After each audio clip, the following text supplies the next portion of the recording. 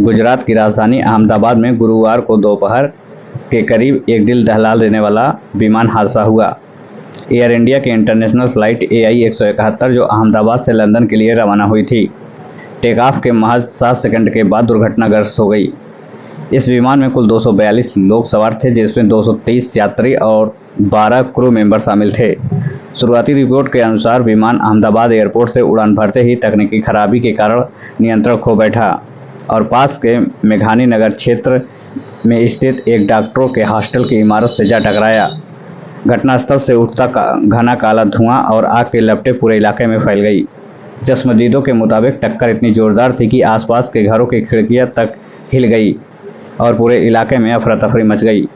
Fire brigade की आधा दर्जन से अधिक गाड़ियां तुरंत घटनास्थल पर पहुंची।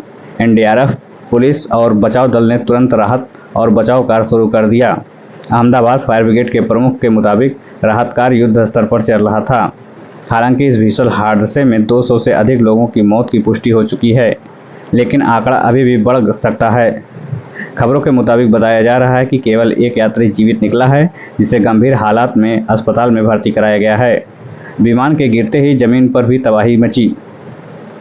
कम से कम 5 स्थानीय नागरिकों की मौत हो गई है और कई घायल हुए हैं। इलाके के हॉस्पिटल और मेडिकल कॉलेजों में आपातकालीन व्यवस्था लागू कर दी गई है। इस हादसे की जानकारी मिलते ही नागरिक उड्डयन मंत्री राम मोहन नायडू विजयवाड़ा से तुरंत अहमदाबाद पहुंचे। उन्होंने मौके का दौरा किया और DGCA, AAI, NDRF और गुजरात सरकार के वरिष्ठ अधिकारियों से समन्वय स्थापित कर राहत कार्यों की निगरानी शुरू की। पायलट की पहचान कप्तान सुमित संभरवाल के रूप में हुई है, जिनके पास 8,200 घंटे का अनुभव है। फर्स्ट ऑफिसर क्लाइव कुंदर के पास 1,100 घंटे का उड़ान अनुभव है। अब इस हादसे की जांच की कमान DGCA और AAIB के हाथ में है, जिसमें अमेरिकी एजेंसी NTSB और बोइंग के प्रतिनिधि भी शामिल होंगे। बताया जा रहा है कि इस त्रासदी के बाद टाटा ग्रुप ने मृतकों के परिजनों को मुआवजा देने की घोषणा की है। वहीं प्रधानमंत्री नरेंद्र मोदी ने गहरा दुख व्यक्त किया है। उन्होंने कहा है कि अहमदाबाद की यह घटना दिल दहला देने वाली है। इसमें जान गंवाने वालों के परिवारों के प्रति मेरी गहरी संवेदना है। मैं प्रार्थना करता हूं कि जो घायल हैं वे जल्दी ठीक हों। वहीं राष्ट्रपति द्रौपदी मुर्मू ने भी हादसे पर शोक जताया और पीड़ित परिवारों के प्रति संवेदना प्रकट की। ब्रिटेन के प्रधानमंत्री कियर स्टारमर ने ट्वीट कर लिखा है कि यह घटना हमारे लिए भी गहरे आघात की तरह है। हम भारत के साथ खड़े हैं।